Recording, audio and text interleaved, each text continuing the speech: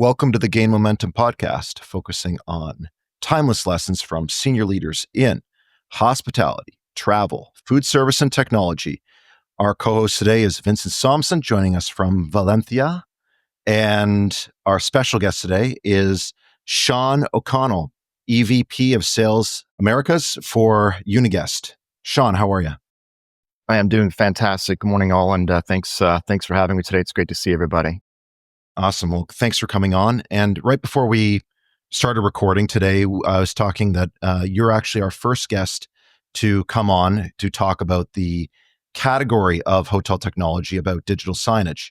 So I'm wondering if you could give us a background on that category, how it ties into the main tech stack of core commercial systems, and Uniguest's elevator pitch.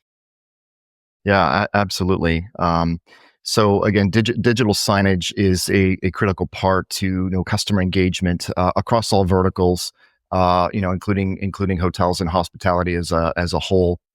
Historically, this segment has always been fragmented as compared to guest room experiences or mobile experiences or F&B experiences. And so what we've been seeing over the last number of years has been about consolidating all of that and controlling those endpoints in a way that makes it easier and frankly more cost effective for hotel operators to operate. And so at the end of the day for them, it's about converging it in a responsible way that creates those end user and consumer engagement experiences, whether it's in a restaurant or in the lobby or behind the front desk or frankly, and this is the movement that we're all seeing in the market is still being able to control that guest room experience, which is different from the touch point and the experience that they would have in say the lobby, as an example. Okay, so we're talking about doing that cost effectively nowadays, and essentially what we're talking about is less manual labor, being able to control these endpoints through some form of unified platform, and then a marketing team can therefore load up all the assets right in there, or within that platform. Is there a lot of dynamic creative optimization that can occur? Where is this category going in terms of how it makes things better from a frictionless labor standpoint, as well as the experiential standpoint and the ability to grow revenues? Yeah, yes to all of the above, right? I think what's really, really important for all of us in the industry is, first of all, personalization and localization as well, right? So if you think about the preponderance of brand, and the marketers of the major brands need to have their brand story being told consistently from property to property, venue to venue. So there needs to be a certain amount of control that those brands have with the templates, for lack of terms. But at the same time, you don't want to rip it away from the franchisee or the operator on-prem, who still needs to be able to actively and properly promote their property because they know it best. So the flexibility in these tools that we built are driven to do that, so that the template allows both above property customization and brand related, because brand equity is super important, with that localization layer that allows on-premise folks to be able to do some things that they need to do that is specific to their property. And I think the trend is going to continue to be just like that, so that the customer realizes that they're a part of a bigger picture brand story, but still being in the moment, personalized and local wherever it is they go for business or pleasure. Shawn, just a quick question on the innovations in your specific sector and around artificial intelligence. Have you seen the creation of the content? Have you seen that being influenced by AI at all the last couple of 18 months? Yeah, absolutely. I think that everyone has been obviously keeping a very, very close eye on all things AI, and I think that it's going to continue to grow and scale and evolve in a very rapid way here over the next few years.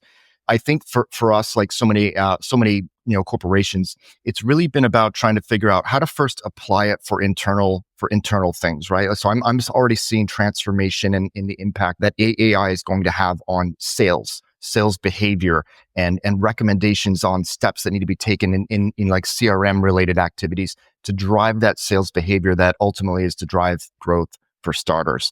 So I think there's a huge conversation around that alone.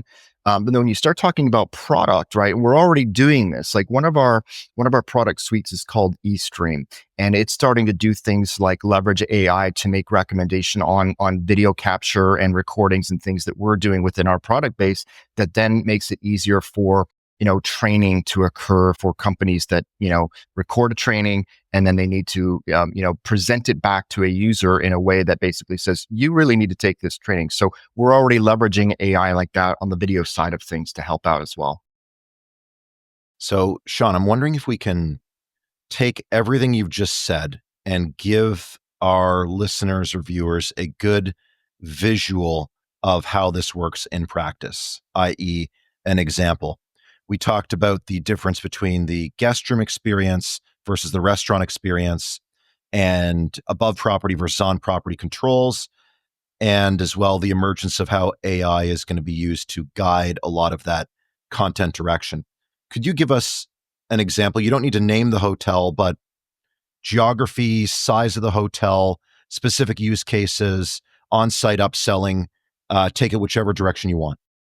Yeah, no, I think we're not all the way there yet, right? I mean, in the example that I know is in front of us right now is more for education, whether it's K through 12 or university related or corporate learning. It's about using video to basically educate and re-educate keep your staff trained where you want them to be trained. In the hospitality market, I see application for this for like housekeeping, right? Video tells 1,000 words. You video record a proper way to make a bed. I'm just using that as a very simple example. And then you use the tech to make it applicable to a housekeeping user that logs into our application, that they don't need to see how to make a martini, right? They don't need that video. They need to know how to make a bed, how to probably stage the guest room for the next visitor, right? So our application does that sort of thing, and AI is the layer that would then go in and say, oh, this is a housekeeper, only present to them housekeeping related assets versus a manual, folder system that a body would be, needed to go and format all of that stuff. AI is going to help streamline that in a material way. I think, Adam, to your question, I think everyone's trying to figure this out is at what point does the signage and the display experience and the mobility experience now start to really impact that personalization for the consumer? Because, newsflash, the consumer is driving everything that we're doing. And when they're leveraging this AI technology at home in their living rooms and throughout their house, they're going to expect it when they show up at a hotel, whether it's a select service, whether it's luxury, whether it's a convention property, whether it's a casino hotel, it doesn't matter. They're going to want to take that at-home experience, leveraging whatever AI tools they're using at home, and make them applicable in their journey throughout hospitality. Yeah, I think that makes a lot of sense. And in general, video demand has increased so much with, the likes of TikTok, the likes of YouTube Shorts. LinkedIn now has Shorts, right, and video. So people consume a lot of videos. And when guests do that every day on all their social media, and your housekeeping, your front desk agents also do that, they also expect a certain level of intake. They got accustomed to a different kind of education, learning different things and learning different methods, and that makes a lot of sense. And I wonder how that will evolve as well. Would it be some kind of interactive way of learning, right? You see it with immersive technologies, right? With the Metaverse, right? Where it is an entire video with virtual reality or AR, right? Or even mixed. So I think there's a lot of opportunity still and a lot of a very interesting future for the space. Yeah. Yeah, totally agreed. I think you just said something about that, like virtual concierge for a full service property. Again, is another great example. I know that these tools have been out there for a long time, but it's getting very mature and very sophisticated in a very very fast way. So again, I've got hospitality in my DNA. I like the human element of what we do, so I'm a little cautious on whether or not we want to replace a human with an AI engine that is like real, but just on a pane of glass. We'll see what happens there. I think there'll be a mix of the personal human touch versus artificial intelligence and technology. To go down a tangent here, because Vincent did raise the key word here, which is the metaverse. And when that term was first announced, unveiled by Mark Zuckerberg, it was got all this hype, and now the hype's died down. But Uniguest is perhaps one of the few companies that's best positioned to really take advantage of VR, XR, and apply it at scale through the as controlled by the digital engagement platform. So I'm wondering, uh, maybe a little bit of secret sauce here, but what have been the conversations at Uniguest about emerging technologies in the realm of VR, XR, metaverse? Yeah, I mean, at the risk of over disclosing, so the market is getting a glimpse of where we're going here. It's a fair question. We manage over 1 million endpoints globally, right? And that number continues to grow. So we are poised absolutely to layer on some of these next generation innovations. For us, again, it's different from every vertical. Like with my role, all verticals roll up to me, including the hospitality sector. But like the fan engagement experience in stadiums, for example, and the retail engagement, for example, I think the hospitality market can take some of those learnings and bring them into what consumer engagement means in a hotel, without a doubt. So, from my lens, like VR and all of that fun stuff that is absolutely here and coming and is going to grow, it's probably going to start in the pure play fan engagement experience, like in stadiums first, for example. We've got the masses out there because this vertical is always looking for ways to create the best in class experiences for the consumer. They've got a short window of time to get them.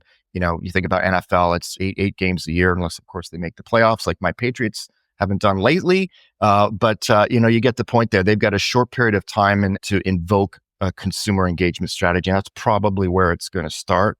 And then I'm really keen on making sure that the hospitality market takes the best of the best from the learnings of other verticals, because I think it's totally applicable. And once again, it's all about that end consumer and what that consumer is expecting as they leave their kitchen and show up at a stadium or a hotel or in a retail outlet or in a senior living environment, wherever it is that you're going. So let's devil's advocate what you just said there. You mentioned that this technology is most likely to occur in stadiums. Stadiums have a core revenue driver behind this, and so far as the need to deliver ever innovative experiences. And the one thing I see is that stadiums are doing this at scale. You have 50,000 to 100,000 people entering at once.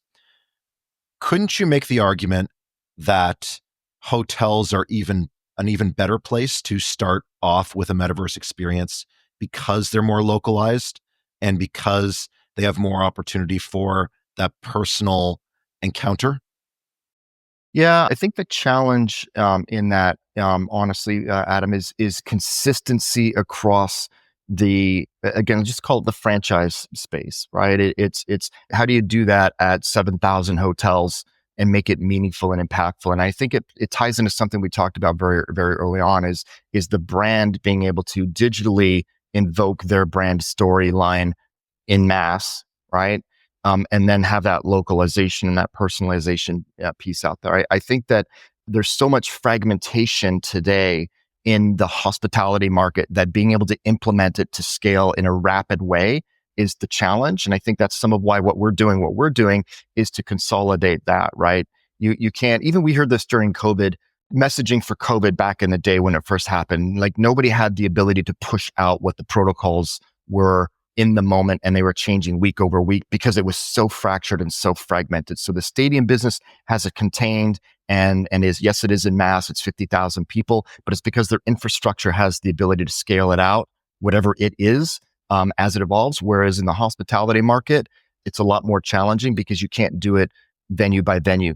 The casino space does this great as well because it's very, very similar, right? Their guest room infrastructure is fragmented, but they can publish all kinds of content to the guest room, and the casino floor space and the meeting space is all separate or contained, but they can also push it out to scale. So it's kind of a cross between a smaller hotel and a large stadium, but the casino space does this quite well as well. So apart from the public spaces and guest rooms, what is your take on how guest apps will really evolve, and how media and content, push from a centralized headquarters, from a centralized brand. But how do you see that evolving over the next few years, Shawn? Look, I mean, it's here. I mean, IP video, streaming, OTT, whatever you wanna call it, it's here. And once again, it's driven by the consumer behavior at home. And the consumers have been cutting the cord for many many years. Less hardware, less infrastructure, more reliance on either wired or wireless infrastructure to consume that content. That's here to stay. There's way too many signals in the market over the last 5 years that have been showing that this is the trend that everyone's going to. Europe's been doing it this way for a while, but it's here in North America. So at the end of the day, for me, and I think the market, it's follow the consumer trends. They want to be able to log into their home subscriptions and bring it with them and consume it wherever they are. And whether they're looking at it on their mobile device, on their tablet, or all the way to the TV, so be it. And even frankly, even in the meeting space, there's enough signals out there where again, going back to smaller footprint of hardware, the name of the game is to try to eliminate as much of that hardware and expense as you possibly can, and just push everything either to the cloud or to a video streaming type solution, whatever the use case may be. So I'm wondering if we can just unpack the process behind that. So it's very easy for us to talk about the trends, but then for a hotel to decide to implement upon those trends is a lot of technical work, especially if we're talking about anything that's going to modify the physical structure of a room. How would you work with a hotel to guide them through the process to help set them up for digital signage success over the next 3 to 5 years? Yeah, great question. I mean, this is about digital transformation, right? How do you make that pivot from either call it the status quo or what the current state is, right? I mean, the industry's been doing the same thing for many many years. So again, you have to get past the emotional side of, well, this is what I know and this is the way I've done it. And it's a very different story in the guest room than it is in, say, the public space, as an example. In the public space, there's all kinds of licensing and things that are a little bit different in the guest room, and so that has to be sorted out through with the major content providers. So it's a slightly different story, but I think that the trend is showing us that there's going to be some consolidation there. Like, maybe I say it a different way. Today, if you want to watch linear content, it's one infrastructure for the guest room, one infrastructure for the public space. We see a trend to converge that. That's one item. The second item is there's demand from the market to say, well, why do I need all that extra hardware to manage and control this content? Why can't I just stream it? And that's really where everyone is needing to go. So the way we help the market digitally transform is just by having these open conversations about it, right? What exactly does the consumer want? What is your current state? Do you have the right? I mean, there has to be some hardware in play here, right? Without a doubt. Today, there's no magic. Maybe in 3 years, there'll be something magical that changes all of this. But in the guest room example, you still need a television. You've got to, figure out what their current state is, and what their contractual obligations are, and what the timing looks like in order to make sure that the end consumer experience objective is clearly defined and understood, and then put them on the path relative to, at what point in time can you cut the cord? At what point in time are you really ready to make this pivot? And frankly, I think the biggest challenge that I'm seeing in this, and I've been seeing this for several years now, is the constraint on capital budget cycles to be able to do it at a pace that is either a big bang, do it once, rip and replace, or you have to sort of slowly evolve into it. And I think the market is slowly evolving into it, and they're just figuring out how to leverage their 3-year capital cycle plan to get to the promised land versus just doing one massive capital refresh to be able to cycle in what the next generation consumer experience looks like. It's very great that you mentioned the CapEx term, because that's the big thing that's going to drive what to do with the actual guest rooms. Is all's well and good until you got to start ripping out walls to change your low voltage hardware. And then you're looking not only at a larger magnitude of budget per room, but also you're taking product offline, so it affects your year over year revenues. And to that point, just to drill a little bit further into what you just said, could you walk us through what you would advise for a hotel who wants to have a digital transformation but doesn't necessarily want to go through a massive PIP, a massive property improvement plan, to start ripping out walls? What can they do for the proverbial low hanging fruit? Yeah, I think the market, driven mostly by the brands, but I think generally speaking, the market has done a very, very good job of embracing, the wireless and broadband infrastructures, and video compression has changed quite a bit over the years as well, making it easier to rely on Wi-Fi in particular, so you don't have to go and rip up walls and Lord only knows what you find behind those walls, and Yeah. right. So the wireless move has really done the industry a big favor.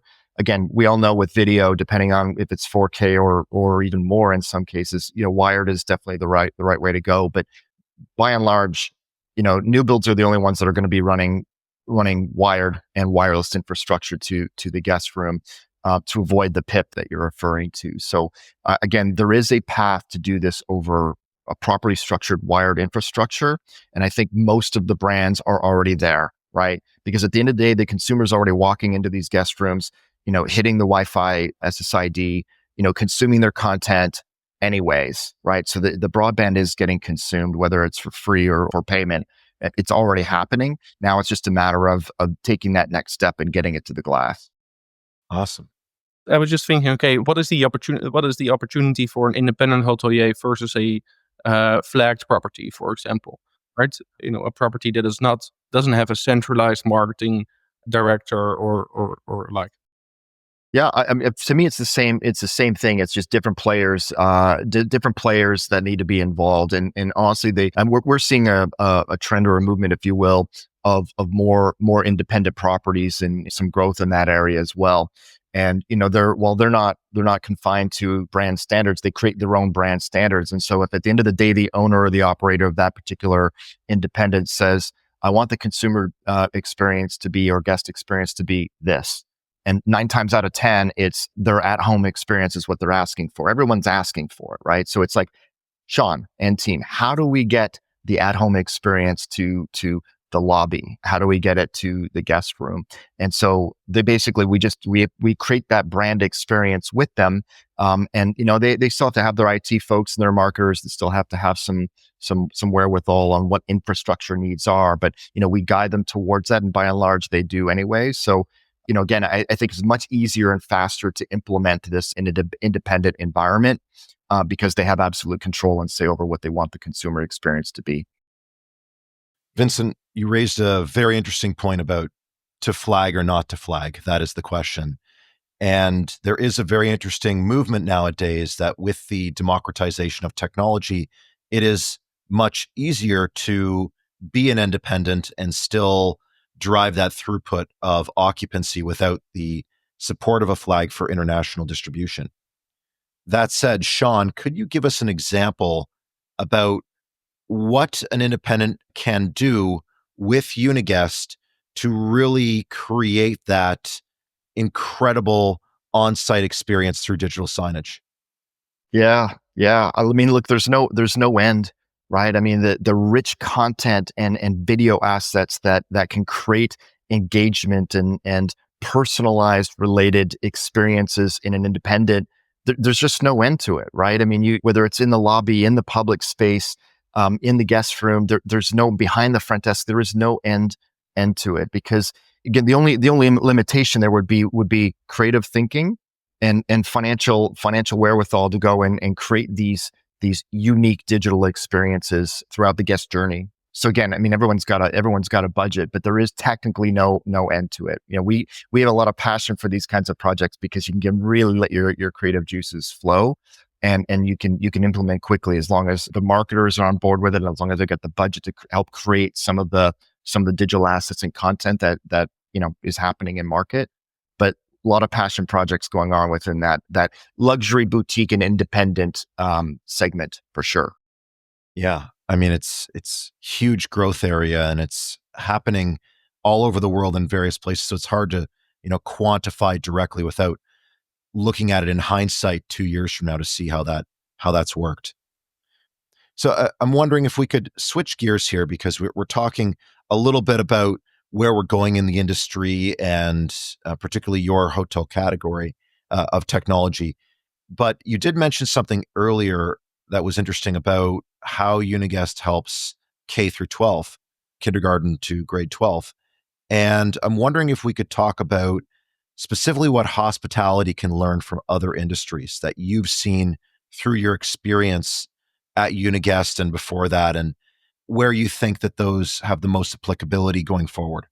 Yeah, it's always funny to me because hotels and frankly even their corporate offices, these are corporate learning environments, right? I mean, this is education, but just a slightly different audience. We're a little bit older. It's a corporate learning environment. So everything that's happening in the classroom, K through 12 or otherwise, is applicable for a convention center or a convention hotel or even a small meeting space in the select service segment. It's if you don't create that conducive environment and help invoke the way people ultimately learn and retain information, you were missing the boat. So, I think about things like our eStream product, which is designed to capture meetings, capture the story, capture the message, retain it, make sure, edit it, make sure that you're invoking the training and education message that you want. It's totally applicable inside of hotels. It's like for guest facing purposes. It's applicable for their back of house operations. It's applicable in their corporate offices, whether it's an ownership group, a management company, or big brands as a baseline starting point. I also think about things like we have a product that's called Reserva, which is, out front of the meeting space environment where, again, it goes back to automation. In theory, like a select service could have our Reserva product on the front and they could actually go and book and reserve and pay for the office space for a period of time as another example. We've got digital menu boards that integrate into their sales and catering, module that basically, customizes messaging and story. Welcome Uniguest, your meetings from 9 to 5 p.m. By the way, your cocktail hour has been moved to the lobby bar, something to that effect, right? So all of those kinds of things I think are part of the corporate education and learning experience that we're leaning into. You've mentioned Reserva, you mentioned eStream, and Uniguest has acquired a lot of other companies and a lot of other products. So I'm wondering if you could talk about the post-acquisition process in terms of integrating teams, how you work across different brands or companies within Uniguest, and how you've seen that progress to really get that synergy across the different brands that you have.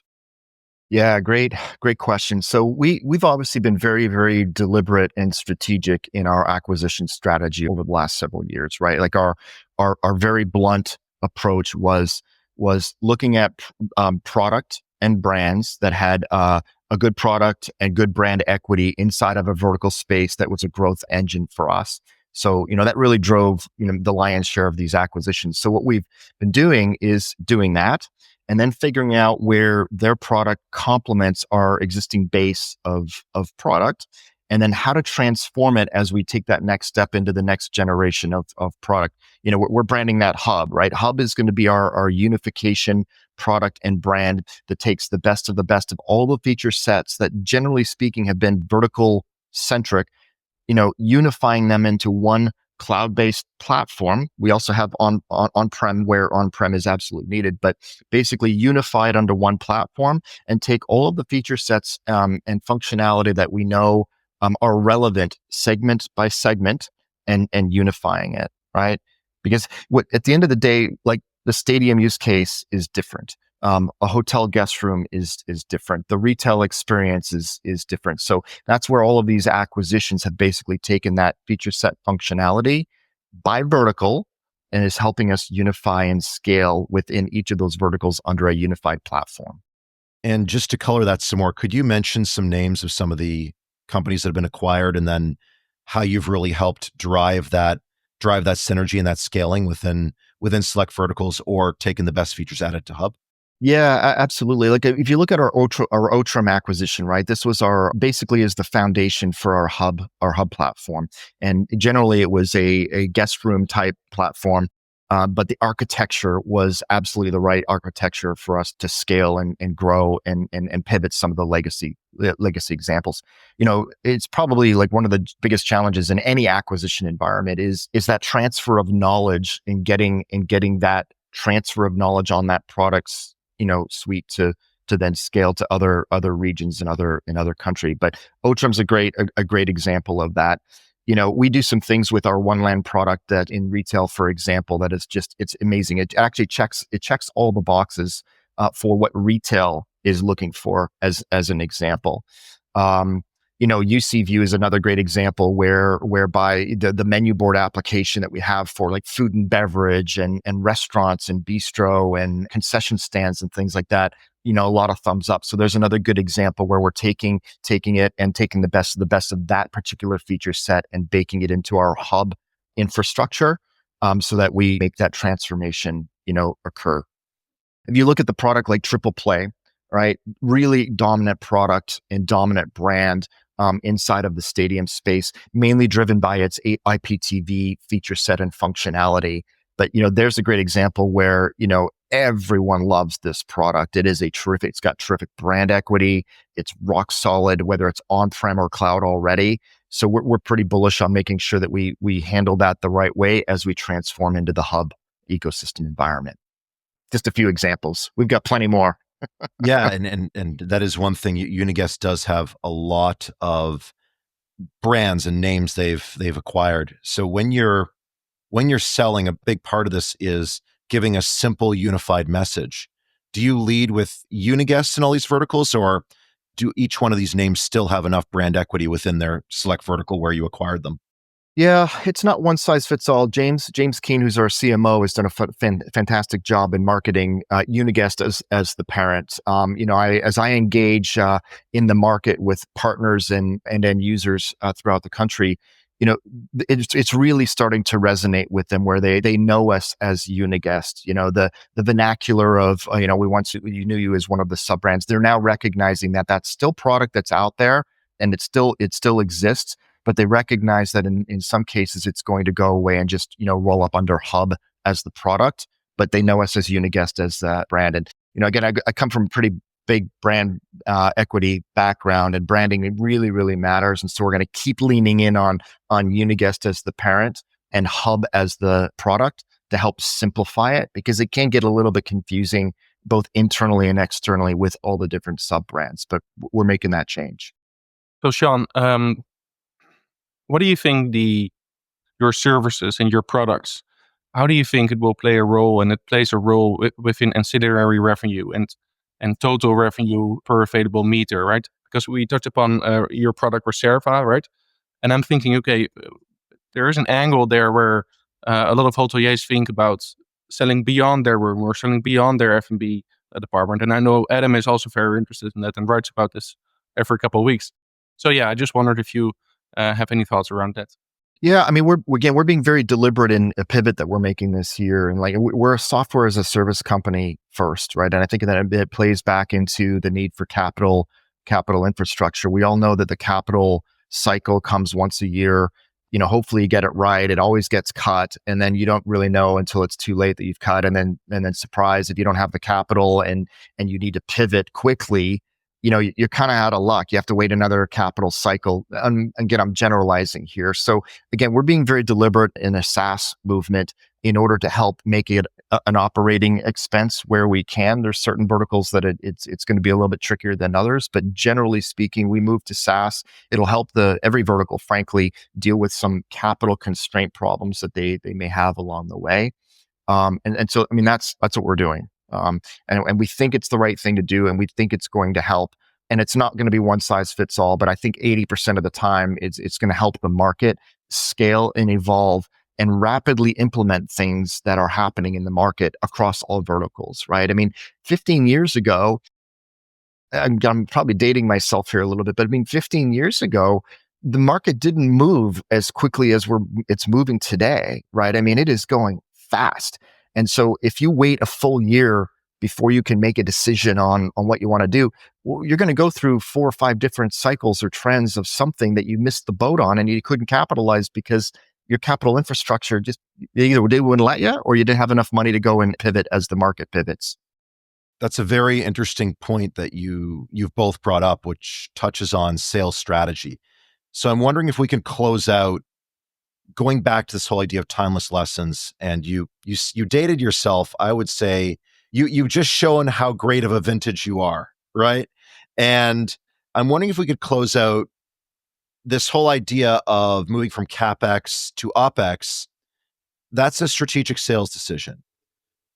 To close out, what is your advice for sales, for timeless lessons of really selling today in today's complex marketplace when hoteliers are being pulled in 20 different directions?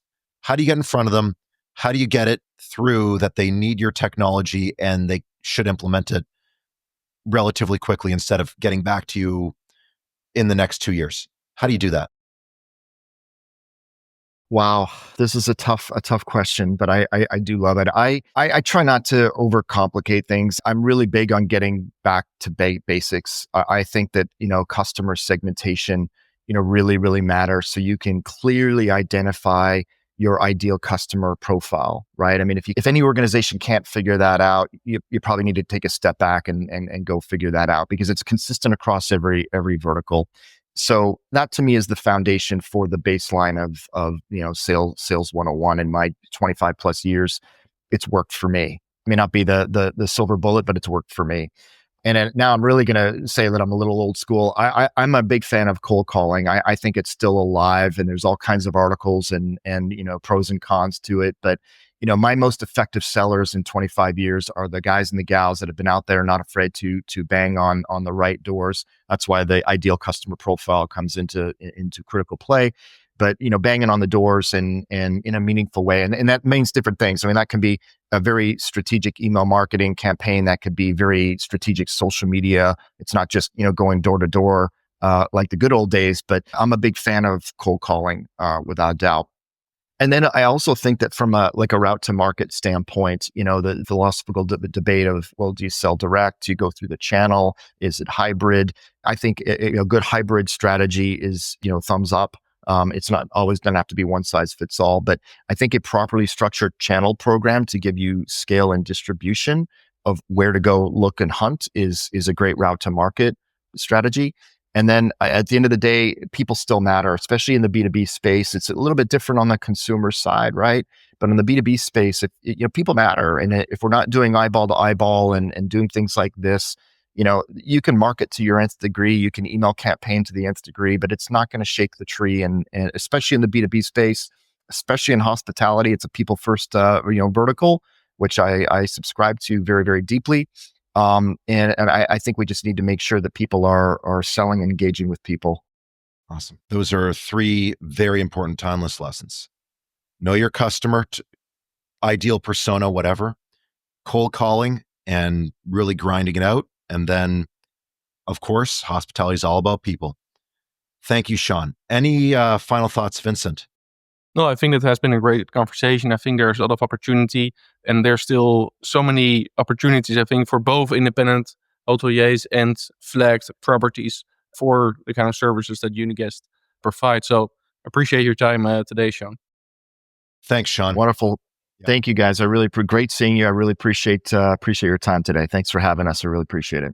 Awesome. Thanks for coming on. Thanks for listening to the Gain Momentum podcast. To stay up to date, make sure to follow or subscribe wherever you get your podcasts. For more information about Gain Advisors, head to gainadvisors.com.